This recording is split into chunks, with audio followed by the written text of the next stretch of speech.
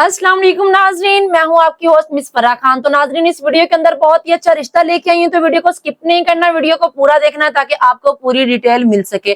तो रिश्ता बताने से पहले मेरी आप लोगों से छोटी सी रिक्वेस्ट है कि हमारा यूट्यूब चैनल, टिकटॉक, फेसबुक को फॉलो कर लें ताकि हर आने वाली नई वीडियो की अपडेट आपको मिलती रहे।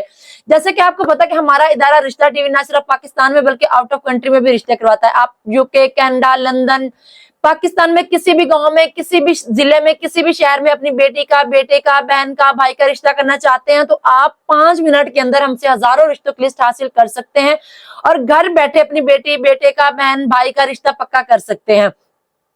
अब बढ़ते हैं रिश्ते की तरफ। जिस वीडियो में मेरे पास रिश्ता है वो है लड़की का, जिसका कोड है AB122। AB122 इसका कोड है। लड़की की जो उम्र है वो 25 साल है।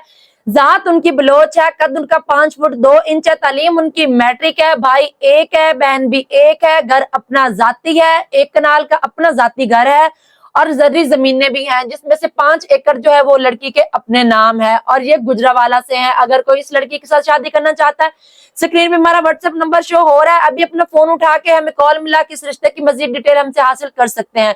नई वीडियो के साथ आपकी खिदमत में हाजिर होंगी, तब तक इजाजत दे। Thank you so much. अल्लाह हाफिज।